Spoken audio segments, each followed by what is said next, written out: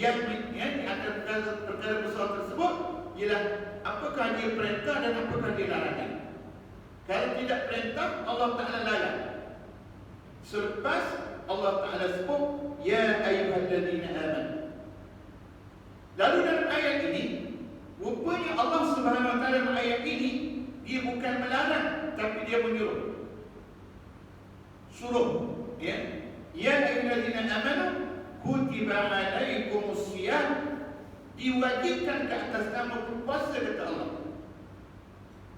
Wahai orang-orang yang beriman, anda kata kita orang yang beriman, maka tak dapat tidak tuan-tuan sekalian, kita diwajibkan berpuasa.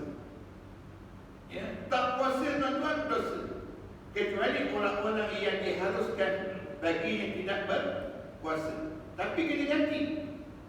Kena ganti tuan-tuan sekalian. Sebab itu Aisyah radhiyallahu anha, dia akan ganti puasa yang ditinggal. Masuk saja bulan Syaban, dia akan habiskan puasa yang ditinggal disebabkan masalah perempuan lah. Maka dia akan berpuasa, dia akan habiskan pada bulan Syaban. Jadi tuan-tuan sekalian, Allah Ta'ala sebut perintah kita berpuasa. Kemudian yang menarik lagi tuan-tuan sekalian, Allah Ta'ala sebut kama kutiba 'alal ladzina min qablikum, sebagaimana orang-orang sebagaimana telah diwajibkan ke atas orang-orang yang sebelum kamu. Maknanya tuan-tuan sekalian, orang sebelum kita telah diwajibkan berpuasa oleh Allah Subhanahu Wa Ta'ala. Lalu tuan-tuan sekalian, siapa di antara orang yang diwajibkan berpuasa sebelum kita? Di antaranya tuan-tuan sekalian, Nabi Adam alaihissalam. Nabi Adam alaihissalam. Tuan-tuan sekalian, apa makna puasa? Apa makna puasa? Sebagaimana disebutkan oleh Syekh Ali Al-Khatib. Syekh Ali Al-Khatib disebut dalam kitabnya As-Sawmu min al-bidayah hatta al-Islam. Dia kata, dia sebut, dia kata di antara yang ataupun orang yang sebelum kita diwajibkan berpuasa, kata dia, ialah Nabi Daud alaihissalam. Tuan-tuan sekalian, puasa Nabi Daud ni ialah puasa selang sehari. Hari ni puasa yang sak buka, lusa puasa tolak buka. Maknanya tuan-tuan sekalian, Nabi Daud berpuasa selama 6 bulan. Kita tuan-tuan sebulan puasa, jangan tak betul lah. 10 hari terakhir tapi betul dah berjalan. Itu baru sebulan. Bayangkan kalau 6 bulan. Sebagaimana Nabi Daud alaihissalam puasa. Itu sayangnya Allah Ta'ala kepada umat Muhammad. Dan tuan-tuan sekalian, Nabi sebelum diwajibkan berpuasa, sebelum diwajibkan berpuasa tahun 2 Hijrah, puasa yang kita puasa sekarang ni, sebulan bulan Ramadan ini, Nabi telah berpuasa. Puasa Nabi adalah puasa hari Ashura dan 3 hari dalam sebulan. Itu Nabi berpuasa dan para sahabat berpuasa sebelum diturunkan ayat yang mewajibkan puasa sebagaimana kita puasa hari ini. Maknanya tuan-tuan, Nabi sebelum puasa macam ni dia puasa dah. Dalam setahun tuan-tuan sekalian, 1 hari Ashura dan 3 hari setiap bulan Nabi dan para sahabat berpuasa. Tuan-tuan sekalian, Nabi Adam alaihissalam. Nabi Adam alaihissalam, tuan-tuan, Allah Ta'ala sebut apa dia? Allah Ta'ala kata, وَلَا تَقْرَبَا هَذِهِ الشَّجَرَةِ فَتَكُونَا مِنَ الظَّالِمِينَ. Wahai Adam, jangan kamu dekati pokok ini. Apa dia? Syajaratul khuld. Pokok yang kata syaitan, kata iblis, wahai Adam, kalau kamu makan buah ni, kamu akan kekal dalam syurga. Ya, tuan-tuan sekalian, syaitan ni bak nipu pandai. Syaitan ni tuan-tuan bak nipu pandai. Macam-macam gaya. Ada satu cerita tuan, macam mana syaitan nipu. Ya, cerita menarik. Berlaku di negara Arab, kisah ini. Kisah benar. Tuan-tuan sekalian, di mana ada seorang ni, tuan-tuan sekalian, dia ni sangat benci kepada syaitan. Setiap hari dia akan melaknat syaitan. Syaitan laknatullah. Ya. Dia sebut a'udzubillahi minasyaitanir rajim. Dia selalu sebut syaitan laknatullah, syaitan laknatullah. Nak kita tengok macam mana syaitan itu. Lalu tuan-tuan sekalian, satu hari dia pergi membeli barang di pasar, di bandar. Setelah beli barang, tuan-tuan sekalian, dia rasa penat. Dia rasa letih. Lalu dia pun ambil kain yang dia letak daripada baru ni, dia pun hampuk. Dia cari bangunan dia agak terlindung sikit daripada cahaya matahari, dia pun hampuk kat tu, dia pun tidur. Tuan-tuan, ketika dia tidur, sedang tidur tu, tiba-tiba dia dikejutkan oleh seorang lelaki. Lelaki kata, bangun. Bangunan dah runtuh. Lelaki tu kata. Lalu lelaki yang tidur dia pun bangun. Cepat-cepat dia bangun, dia pun lari. Bila dia lari saja, tuan-tuan sekalian, tiba-tiba bangunan tu runtuh sungguh. Runtuh sungguh. Bila bangunan tu runtuh, tuan-tuan sekalian, ya, dia pun pergi jumpa balik lagi tu. Dia kata, kamu ni baik sungguh. Dia kata, kamu ni baik sungguh. Kalau kamu tak kejutkan aku tadi, mati aku bawa bangunan ni, dia kata. Ya, baik sungguh kamu ni. Lalu dia pun tak, kamu ni sabar baik sangat. Kata lelaki yang kejut ni, dia kata, aku iblis, aku syaitan. Lelaki ni kata, aku tak percaya pun syaitan. Syaitan baik ni dia kata.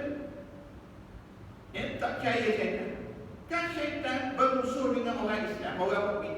Aku orang mukmin, kamu syaitan. Takkan kamu kejutkan aku, selamatkan aku daripada Tuhan ini, biar aku matilah. Kalau betul kamu syaitan, kamu iblis. Aku tak percaya kamu ni syaitan. Akhirnya tuan-tuan, syaitan dia buka rahsia. Dia buka rahsia dia. Apa rahsia dia, tuan-tuan sekalian? Dia kata sebenarnya, dia kata, pertama, kalau aku biarkan kamu di bawah bangunan tu, kamu akan mati, bermakna kamu akan mati syahid. Dan orang yang mati syahid ini ada kelebihan dia. Kamu akan dapat kelebihan orang yang mati syahid. Jadi aku kejutkan kamu ni supaya kamu tak mati syahid. Kamu mati macam biasa. Tuan-tuan, itu syaitan. Kita ingatkan syaitan baik, dah kejut. Rupanya ada benda lain. Tuan-tuan, sebab itu tuan-tuan sekalian, kita ni kena berjaga-jaga dengan tipu daya syaitan. Sebab itu tuan-tuan sekalian, ya, kalau tuan-tuan nak baca cerita syaitan ni sangat banyak, sangat menarik. Ya, bagaimana dia menipu daya dan bagaimana bahayanya dia. Tuan-tuan tengok kitab yang pertama, yang Talbis Iblis Ibnu Qayyim, dan yang kedua yang saya nak cadang kitab Asy-Syaitanir Rajim, kitab yang ketiga yang ditulis oleh Fadilatul Syekh Dr. Ismail Lutfi, Rektor Universiti Islam Yala Madani, Hafizahullah, yang menulis kitab yang nipis tapi sangat bernilai bagi saya, iaitu Dr. Ismail Lutfi. Tuan-tuan sekalian, tuan-tuan dengarlah kuliah dia setiap pagi. Tuan-tuan buka, cari link yang Ismail Lutfi ni. Tuan-tuan, dia ada kuliah dia setiap pagi, kuliah tafsir. Dengarlah, sangat memberikan manfaat. Tuan-tuan sekalian, lalu itulah tipu daya syaitan. Itulah tipu daya syaitan. Tuan-tuan sekalian, lalu apabila Nabi Adam dilarang oleh Allah mendekati syajaratul khuldi ni tadi, ya, sebab apa? Sebab Allah Ta'ala kata, kalau kamu dekati juga, kamu akan tergoda dengan orang-orang yang zalim. Lalu tuan-tuan sekalian, para ulama mengata Dia kata apa makna puasa? Puasa dari sudut bahasa ialah meninggalkan sesuatu yang dilarang. Itu maksud puasa, meninggalkan sesuatu yang dilarang. Lalu apabila Allah Ta'ala melarang Nabi Adam supaya tidak mendekati Syajaratul Khuldi, bermakna itu adalah perintah puasa. Kata para ulama ketika membicarakan ayat ini. Semaknanya tuan-tuan sekalian, sejarah puasa ni pengajaran dan kita kata buahnya sejak daripada Nabi Adam lagi. Nabi, kita pilih Nabi Daud sebagai contoh. Dan tuan-tuan sekalian, orang Yahudi ni tuan-tuan sekalian, orang Yahudi yang orang Yahudi biasa, tuan-tuan sekalian, dia akan berpuasa mana-mana, dia akan berpuasa 3 hari setiap bulan. Tapi orang Yahudi yang kita kata ahli agama dia akan berpuasa selama 30 hari setiap bulan. Orang Kristian tuan-tuan sekalian berpuasa 40 hari. 40 hari dalam setahun. Orang Yahudi biasa tadi, orang Yahudi yang alim tadi, dia berpuasa 30 hari setahun. Semaknanya orang-orang yang sebelum kita juga telah melaksanakan ibadah puasa. Sebab tu Allah Ta'ala sebut, kama kutiba 'alal ladzina min qablikum, sebagaimana telah diwajibkan ke atas orang-orang yang sebelum kamu. Jadi tuan-tuan sekalian, puasa ni daripada perkataan upawasa. Bukan upawasa, bukan makna upah puasa tau. Daripada perkataan upawasa, maknanya menahan diri daripada sesuatu, daripada larangan, daripada sesuatu larangan, itu maksud dia. Dan perkataan upawasa ini perkataan Sanskrit yang masih lagi digunakan di setengah-setengah tempat di Indonesia sampai sekarang. Upawasa daripada perkataan Sanskrit yang bermaksud menahan diri daripada sesuatu, maka digunakan hingga kepada zaman kita hari ini. Sebab kalau dalam bahasa Arab dia panggil siap ataupun as-saum. Kita orang Melayu sebut puasa. Daripada mana puasa yang kita sebut ni? Sab puasa kita, bulan puasa. Daripada mana perkataan puasa ni? Puasa ni diambil daripada perkataan Sanskrit, iaitu upawasa. Itu sejarah puasa ni tuan-tuan sekalian. Sejarah puasa sikit yang kita biar kita faham daripada mana pensyariatan puasa. Dan tuan-tuan sekalian, hinggalah tahun 2 Hijrah Allah Ta'ala mewajibkan berpuasa, dan kewajiban itu berkekalan sehingga kepada kita hari ini. Sehingga kepada kita hari ini. Tuan-tuan yang dirahmati oleh Allah Subhanahu Wa Ta'ala sekalian, kalau kita tengok apakah dia peristiwa-peristiwa yang berlaku pada tahun 2 Hijrah, bulan puasa, bulan Ramadan tahun 2 Hijrah ni, apa peristiwa yang berlaku? Di antara peristiwa besar tuan-tuan sekalian ialah berlakunya peperangan Badar. Berlakunya peperangan Badar pada tahun 2 Hijrah. Tuan-tuan sekalian, perang Badar ni dia bukan naik buah kelapa sawit. Bukan. Perang Badar ni tuan-tuan bukan kita kata susahnya, payahnya dan beratnya bukan macam orang jaga ikan dah. Berperang tuan-tuan sekalian antara hidup dan mati. Luka, cedera, mati. Tuan-tuan sekalian, perang ni. Cuba tuan-tuan bayangkan, ketika mana orang Islam baru kali pertama puasa, di tahun itu juga lah Allah Ta'ala mentakdirkan akan peperangan Badar. Tak boleh ke Allah Ta'ala tangguh perang Badar di tahun 3 Hijrah, ke 4 Hijrah, ke 5 Hijrah? Kenapa buat juga? Kita baru boleh belajar puasa, bagi kata orang. Baru boleh belajar puasa, dah disuruh berperang pula. Dah tahap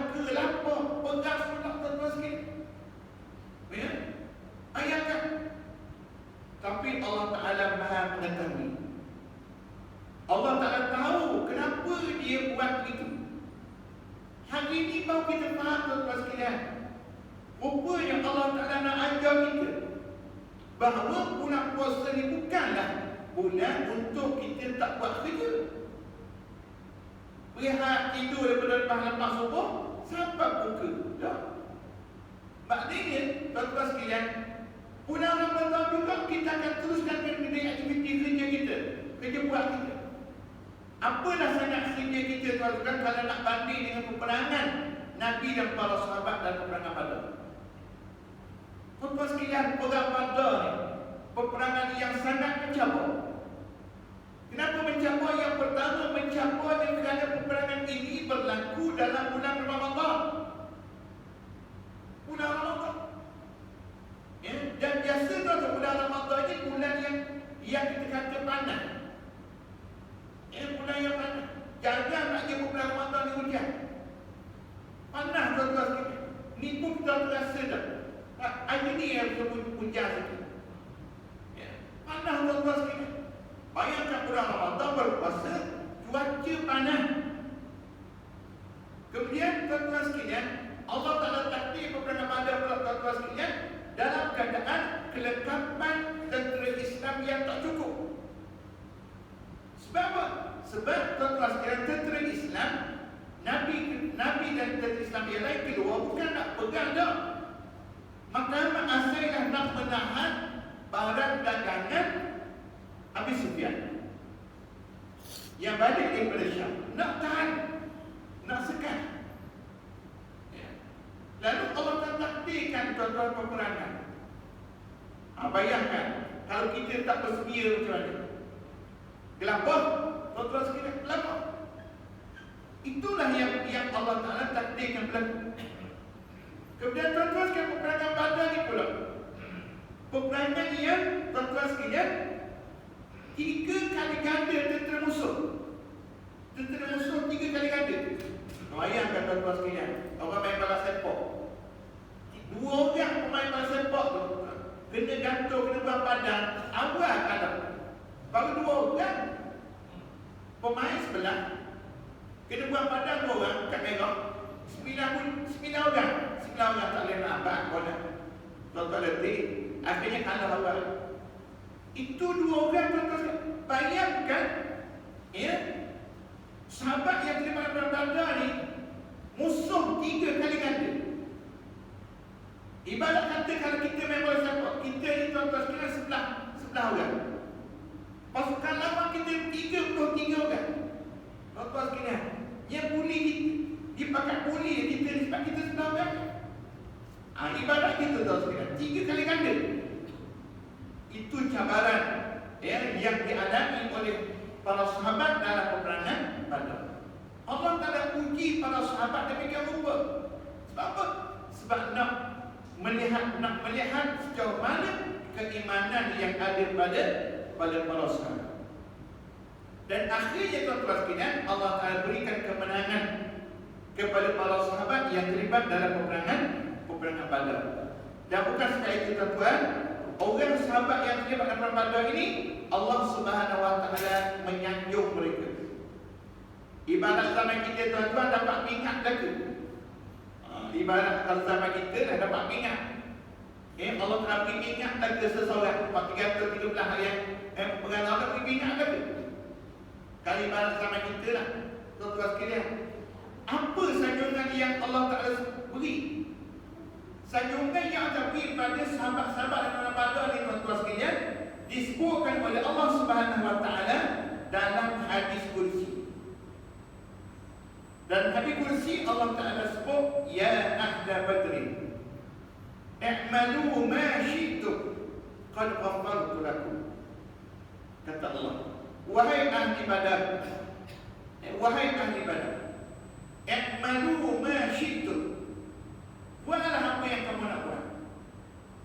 Kamu nak buat. I'malu ma syi'tum qad ghafartu lakum. Sesungguhnya Allah Ta'ala telah mengampunkan dosa kamu. Maknanya soalan tuan-tuan sekalian, Allah Ta'ala kata, wahai ahli Badar, pun nak buat. Nak buat terbaik ke buruk ke, halal ke buat, aku ampun dah ke dosa kamu. Ibarat itu.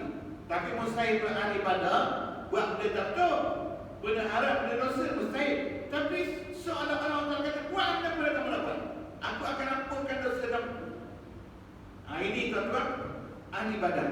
Hebat ahli badan ini. Kemudian tuan-tuan sekalian, sebagai contoh tuan-tuan sekalian, betapa besarnya kedudukan ahli badan ini. Ada satu contoh kisah tuan-tuan sekalian. Kisah yang berlaku ke atas Hatib bin Abi Balta'ah, seorang sahabat. Kalau baca kisah Hatib bin Abi Balta'ah sangat menarik tuan-tuan sekalian. Di mana Hatib bin Abi Balta'ah di satu hari, ketika mana dia mendengar bahawa Nabi nak pergi ke Mekah, nak balik ke Mekah daripada Madinah, nak balik ke Mekah. Lalu tuan-tuan sekalian, Hatib ini dia nak beritahu kepada saudara-saudara dia, saudara-saudara dia ni, dia punya di Mekah, bahawa Nabi nak balik ke Mekah, Nabi nak pulang ke Mekah. Lalu tuan-tuan sekalian, dia mengutus sepucuk surat. Dia kirim sepucuk surat melalui seorang perempuan yang nak pergi ke Mekah. Perempuan ni nak pergi ke Mekah. Lalu tuan-tuan, Hatib ini mengirim sepucuk surat kepada perempuan tadi, supaya surat itu Hatib nak beritahu kepada orang Mekah bahawa Nabi nak balik ke Mekah. Itu je. Lalu tuan-tuan sekalian, apa yang berlaku? Tuan-tuan sekalian, Allah Subhanahu wa taala menurunkan wahyu. Kepada Nabi. Apa wahyunya?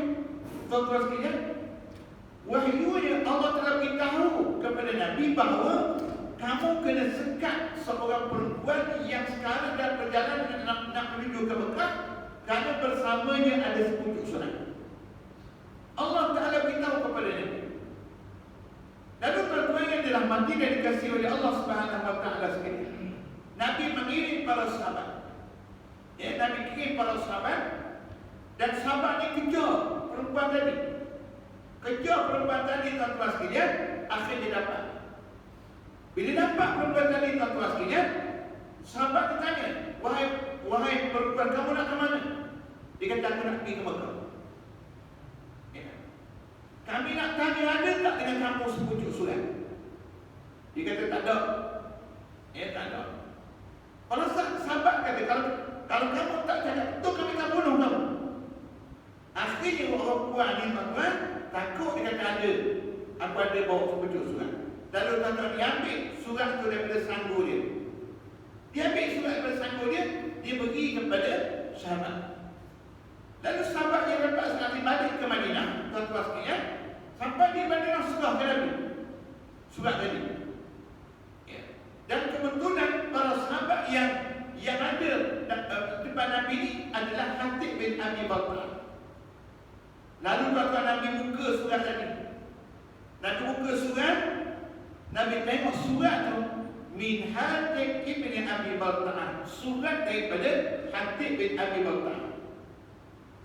Lalu Nabi tanya Hatib, Nabi sebut, Nabi tunjuk, ma hadza ya Hatib, wahai Hatib, ni apa ni? Apa ni? Lalu Hatib mengatakan, ya Rasulullah, aku beriman kepada Allah dan aku beriman wa annaka Rasulullah, kamu adalah Rasulullah. Iman aku tak berubah, cuma aku nak memaklumkan saja, bukan untuk rasa gembira, rasa seronok, maklumkan saja kepada kaum keluarga aku di Mekah bahawa kamu nak balik ke Mekah. Akan beritahu tu je. Iman aku kepada Allah, iman aku kepada kamu tak berubah. Lalu tuan-tuan, Sayyidina Umar minta izin, ya Rasulullah, izinkan aku memenggal leher Hatib bin Abi Balta'ah. Kenapa nak penggal leher? Kerana Hatib bin Abi Balta'ah telah membocorkan rahsia Nabi yang Nabi tak cerita kepada ramai orang. Lalu Sayyidina Umar kata, wahai Rasul, izinkan aku memenggal leher Hatib bin Abi Balta'ah. Lalu Nabi larang, wahai Umar, tak boleh. Sebab apa? Innahu min ahli Badrin, kerana Hatib itu daripada ahli Badar. Jadi nak sebut tuan-tuan sekalian, betapa mulianya sahabat yang terlibat dalam peperangan Badar ini. Yang berlaku dalam bulan Ramadan tahun 2 Hijrah, tahun permulaan puasa ni. Jadi tuan-tuan sekalian, sebab tu kalau kita berhadapan dengan puasa dengan letih, dengan berbagai-bagai alasan, tuan-tuan sekalian, bayangkan nak bezakan, nak banding letih kita, tuan-tuan, teruk kerja kita dengan betapa teruknya para sahabat dalam peperangan Badar. Jauh beza, tuan-tuan sekalian. Tuan-tuan yang dirahmati dan dikasihi oleh Allah Subhanahu wa taala sekalian. Ya.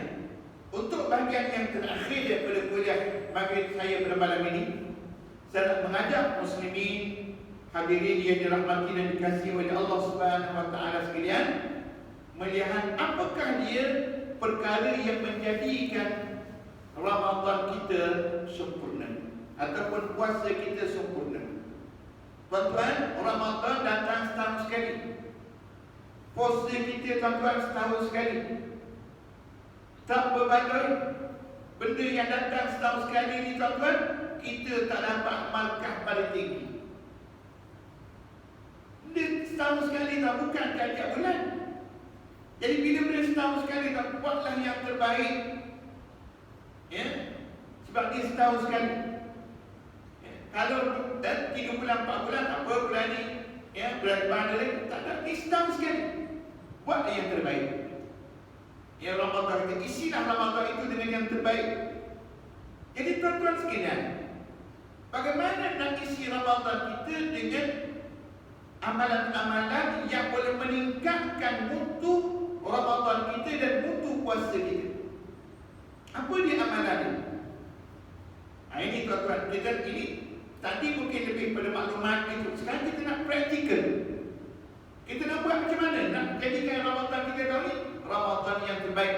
Dan andai kata tuan-tuan sekalian, ini Ramadan yang terakhir bagi kita, maka tuan-tuan, kita rasa bangga kerana kita nak buat sesuatu yang terbaik bagi Ramadan yang terakhir untuk kita. Baik tuan-tuan, yang pertama, kita mestilah tuan-tuan sekalian melaksanakan tilawah ataupun tadarus. Kalau tak boleh tilawah pun tuan-tuan, tadarus. Apa beza tadarus dengan tilawah? Tadarus tuan-tuan sekalian, kita baca ramai-ramai. Tilawah kita baca seorang-seorang. Jadi tuan-tuan, seboleh-boleh kita tadarus, pakai ramai-ramai. Tuan-tuan seorang baca, ialah yang tasmih, dengar bacaan dia. Kalau bacaan dia salah, kita betulkan. Itu tuan-tuan sekalian. Ya, ni kadang-kadang kita dah pakai buat grup, buat grup WhatsApp, kemudian letak, okey, sekarang kita nak buat tadarus Quran dalam grup WhatsApp. Okey, malam ni kita baca juz juz yang pertama, juzuk yang pertama. Pakai baca. Lepas tu tuan-tuan sekalian, malam buat report. Okey, saya dah habis pukul 5 petang tadi. Saya dah habis dah pukul 7. Itu bukan tadarus. Itu tilawah. Kalau tadarus tuan-tuan, kalau kita guru WhatsApp, tadarus tuan-tuan sekalian, kita buka contoh yang pukul, kita katakan sebab tadarus pukul 8 pagi. Ada 10 orang guru kita. Okey, 10 orang 8 pagi, 10 orang buka belaka. Kita kata online. Apa ni, kita kata WhatsApp kita. Seorang baca, yang lain dengar belaka. Yang lain betulkan. Itu baru tadarus, walaupun secara online. Jadi tuan-tuan, kita kena beza. Kadang-kadang kita ni tuan-tuan, kalau nak beza tadarus dengan tilawah.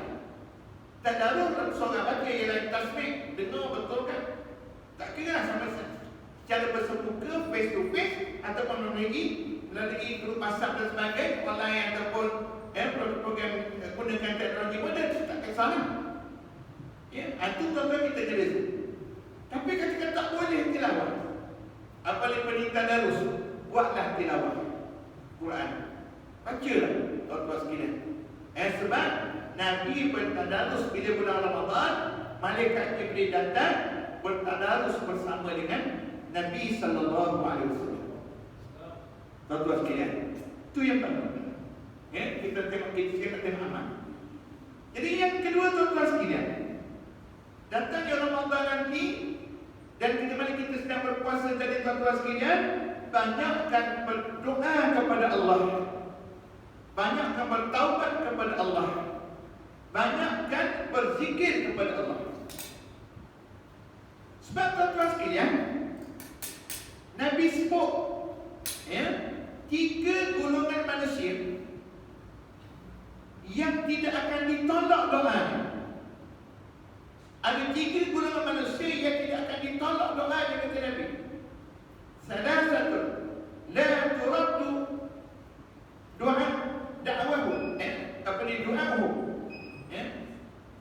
Maknanya tidak ditolak. Ada tiga golongan yang tidak ditolak doa mereka. Apa dia? Yang pertama ialah al-imam adil, pemerintah yang adil. Pemerintah yang adil, Allah Ta'ala akan tolak doa dia. Itu yang pertama Nabi kata. Yang kedua ialah Nabi sebut as-saimu hatta yuftir, hatta yuftar. Orang yang berpuasa sehingga dia berbuka. Ini golongan yang kedua. Maknanya tuan-tuan sekalian, selama kita berpuasa, sepanjang kita berpuasa, daripada terbit fajar yang terbenam matahari, ketika mana kita berpuasa, tuan-tuan sekalian, banyakkan berdoa. Sebab doa orang yang berpuasa tidak akan ditolak oleh Allah Subhanahu Wa Taala sehingga dia berbuka. Sebab tu tuan-tuan, sebelum berbuka tu, nak doa pagi tak ada, nak doa tengah hari tak ada. Tuan-tuan, sebelum berbuka tu ambil masa sikit berdoa kepada Allah.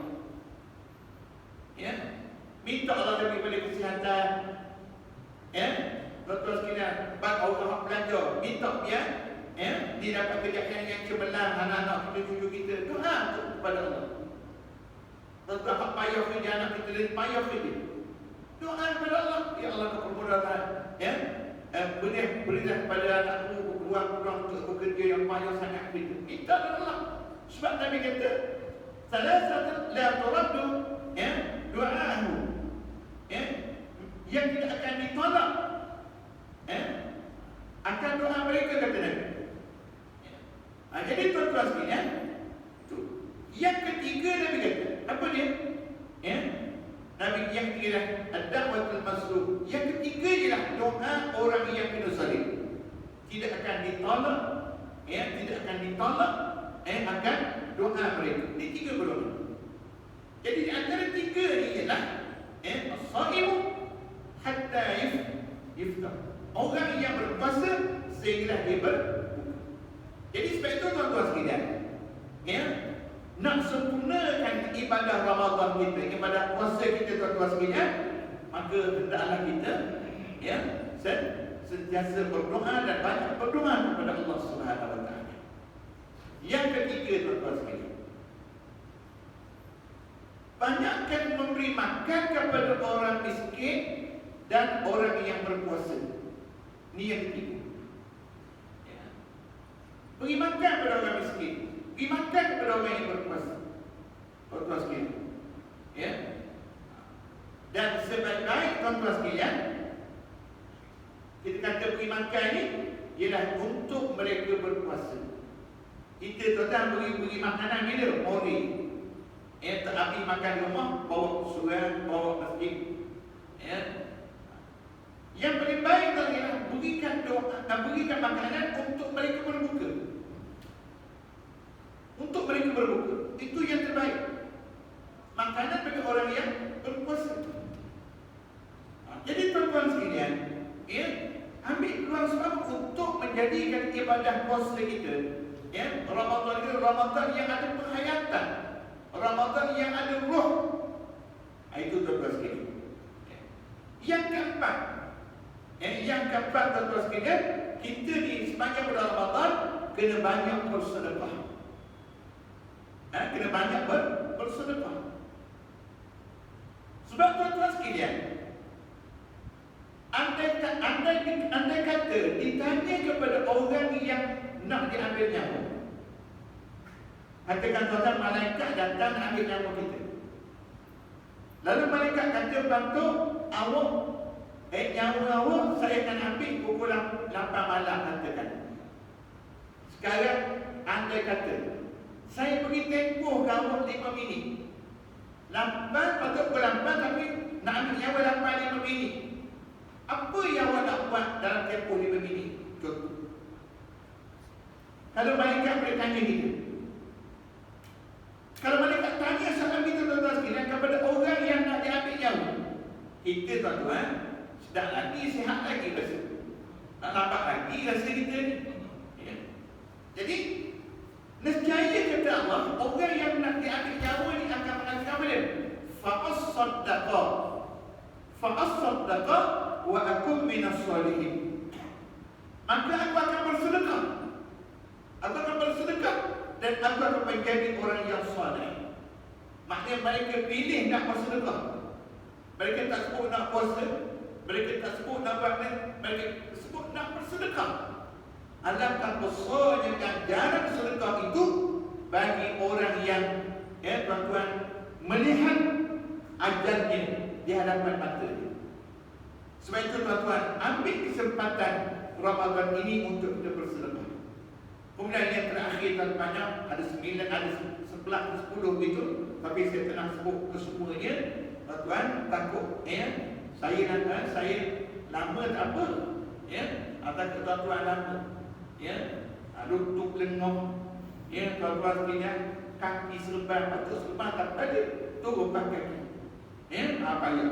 Jadi tuan-tuan sekalian, saya sebut yang terakhir, orang yang nak jadikan ibadah puasanya sempurna, cantik, indah, baik, orang yang nak menjadikan Ramadan yang indah, baik, tinggi nilainya di Allah Subhanahu Wa Taala, yang keempat, yang kelimanya ialah kita ni, tuan-tuan, mesti bersiwak. Maknanya bersuci, bersiwak, bersuci, jaga kebersihan kita, tuan-tuan sekalian. Sama ada kebersihan gigi tadi, juga kebersihan pakaian kita. Jangan, tuan-tuan sekalian, sebulan pakaian kita pakai. Daripada awal Ramadan kita pakai sampai 29 Ramadan pakai. Bulan pakai. Baju tu jangan, sebab tuan-tuan sekalian, dia mesti akan mengganggu sahabat-sahabat kita yang nak beribadah. Tuan-tuan sekalian, dengan warnanya bertukar, dengan baunya macam-macam. Jadi, tuan-tuan, semua tu kita jaga untuk mendapat berpuasa yang bermutu dan mendapat ibadah Ramadan yang nilainya tinggi di sisi Allah Subhanahu Wa Taala. Jadi, tuan-tuan, saya sekali itulah yang dapat bicarakan pada malam ini. Mohon maaf di atas kelewatan, sedikit lewat daripada yang sepatutnya, tuan-tuan sekalian, sebab saya pakai masa tahan. Jadi tahan ni dia lewat sikit pada tadi, saya pakai masa tahan. Walaupun kuliahnya di tengah, sudah pakai tahan. Jadi, tuan-tuan, mohon maaf di atas kelewatan. Mudah-mudahan sedikit yang saya sebutkan ini boleh menjadi pengajaran untuk kita bersama. Dan mudah-mudahan tuan-tuan sekalian, puasa kita pada ini puasa yang bernilai, puasa yang terbaik. Dan mudah-mudahan Ramadan yang Allah Ta'ala mengulahkan kepada kita, andai kata kita sampai, belum tentu, tuan-tuan sekalian, walaupun apa ni yang Abi sebut tadi, esok kita tengok 6 bulan, belum tentu kita dah sampai 1 Ramadan tu. Kok petang besok, tuan-tuan sekalian, tengok anak bulan, tiba-tiba orang tengok penyimpan solat istirahat, puasa jatuh pada 1 Ramadan, jatuh pada hari Selasa, kejut. Penyimpan solat umum tu kejut, tuan-tuan sekalian, terus pingsan, bawa hospital, inna lillahi wa inna ilaihi raji'un. Tak ada. Jadi kita tak tahu. Sebab tu, tuan-tuan, lagi dekat ni lagi banyak kita berdoa, Allahumma rzuqna Ramadan ya Allah. Allahumma rzuqna ya Ramadan ya Allah. Allahumma balighna Ramadan ya Allah. Banyak kita berdoa supaya Allah Ta'ala beri kesempatan kepada kita untuk bersama Ramadan pada tahun ini. Dan ada kata inilah Ramadan yang terakhir. Ada kata inilah Ramadan yang terakhir, tuan-tuan sekalian. jadikan Ramadan yang terbaik berbanding Ramadan yang lepas. Ada kata inilah puasa yang terakhir bagi kita tuan-tuan. Jadikan puasa ini puasa yang terbaik daripada puasa-puasa pada tahun yang lepas. Tuan-tuan sekalian, tentang solat tarawih, jangan miss solat tarawih. Ya tuan-tuan, kalau tuan-tuan kuat, rasa sihat, ya buat 8. Kalau tak sihat tuan-tuan, buat 20 sudah. Kalau sekuat sihat, sekuat buat 8. Tak sihat tuan-tuan buat 20. Jangan balas sudah. Jangan masa muka sudah. Tuan-tuan sekalian, mak ni nak nampak nak 20. Dan tuan-tuan, 48 pulau surah, 40 pulau surah, tak ada orang balik surah. Ya, jadi jangan benda-benda yang kecil ini tuan-tuan, jangan jadi isu untuk kita pulau-pulau di antara kita. Tuan-tuan sekalian, Islam ini agama perpaduan, agama kasih sayang. Ya, lalu jangan ada usul pulau-pulau. Tak kira lah ada isu apa sekalipun, tuan-tuan sekalian, kita kena berkasih sayang. Innamal mu'minuna ikhwatun. Allah itu bersaudara. Ya, kita mengatakan kita orang mukmin. Sahabat kita mengatakan dia mukmin. Maka orang bersaudara, bersahabat baik. Ni tak bermasa muka berkelahi tuan-tuan sekalian, tak tentu pasal. Pak kecil-kecil pun berkelahi juga. Sehingga pulau-pulau tak mari surah dan sebagainya tuan-tuan sekalian. Ya, ini kita kena jauhkan tuan-tuan sekalian. Jauh sangat kita daripada sifat Nabi dan para sahabat. Tuan-tuan sekalian, Nabi yang sahabat daripada Farsi Salman Al-Farisi, daripada Rum Suhaibur Rumi, tuan-tuan sekalian. Nabi layan sahabat layan macam ni orang Arab. Walaupun daripada negara lain. Itu Nabi dan para sahabat. Jauh beza kita tuan-tuan sekalian. Ya. Jauh dia bukan daripada kita tak layan tuan-tuan sekalian. Tak boleh. Jadi kita kena letakkan diri kita sebagai umat Muhammad yang sebenarnya dan menghayati ajaran-ajaran yang dibawa oleh Nabi sallallahu kepada. Jadi tuan-tuan sekalian, malam ini yang baik pada Allah ialah yang kurang dari sendiri. Ma asabana min hasanatin fa min Allah wa ma asabana sayyi'atin fa min anfusina. Aqulu qawli hadha wa azim li wa lakum. Wassalamu alaikum warahmatullahi wabarakatuh. Waalaikumsalam warahmatullahi wabarakatuh. Terima kasih banyak-banyak kepada Fadil Ustaz Awi kita. Jadi apa yang dikatakan Ustaz Awi tadi bermanfaat bagi kita semua untuk kita menyambut Ramadan yang tidak lama lagi, insya-Allah. Jadi kita dapat tentang harapkan secara lewat sini dan juga dapat kita insya-Allah kita berdoa sampai Ramadan ini. Agaklah Ramadan ini Ramadan yang tak begitu insya-Allah. Jadi sekali lagi terima kasih banyak pada Ustaz Abi ini. Dia adalah pengarah jadi yang dipaham Ramadan insya-Allah. Jadi sekali lagi terima kasih kepada Ustaz yang sudi sama majmuah ini.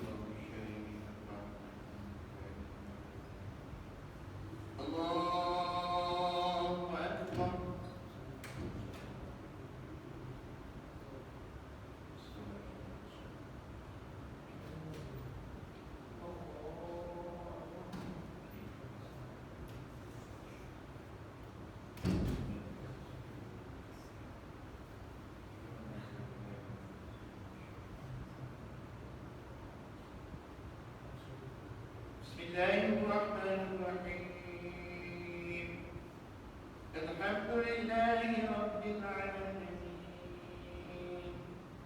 الرحمن الرحيم مالك يوم الدين إياك نعبد وإياك نستعين اهدنا الصراط المستقيم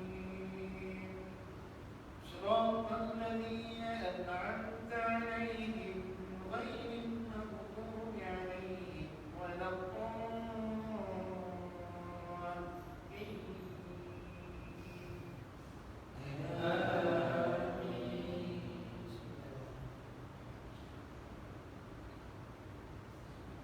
بسم الله الرحمن الرحيم سبح اسم ربك الأعلى الذي خلق فسوى والذي قدر فهدى والذي أخرج المرعى فجعله غثاء أحوى سنقرئك فلا تنسى إلا ما شاء الله إنه يعلم الجهر وما يخفى ونيسرك لليسرى فذكر إن نفعت الذكرى سيذكر من يخشى ويتجنبها الأشقى الذي يصلى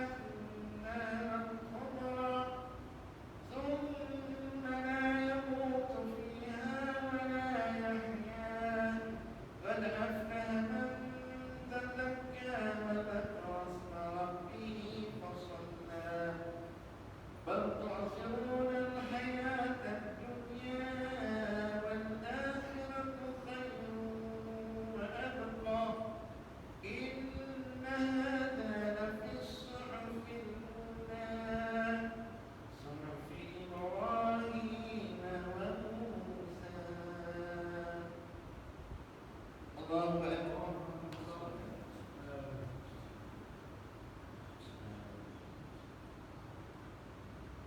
سمع الله لمن حمده.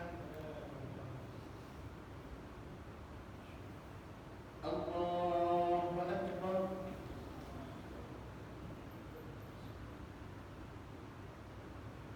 الله أكبر.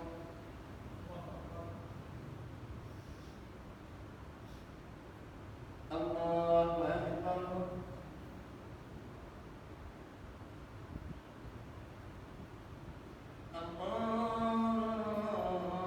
الله أكبر.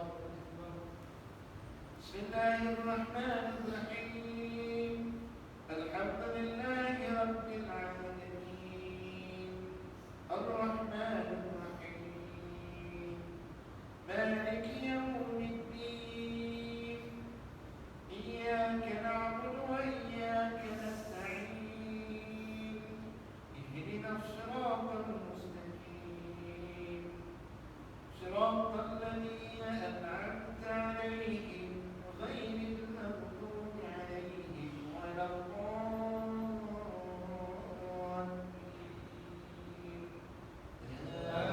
آمين.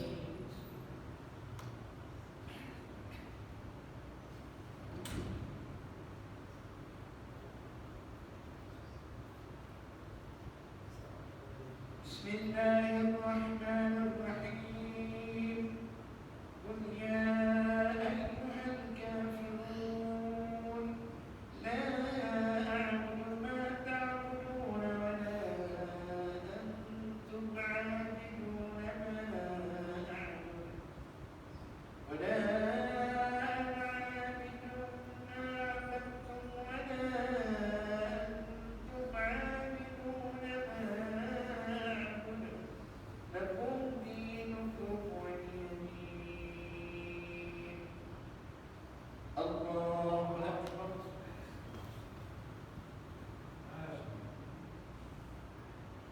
سمع الله لمن حمده. الله أكبر.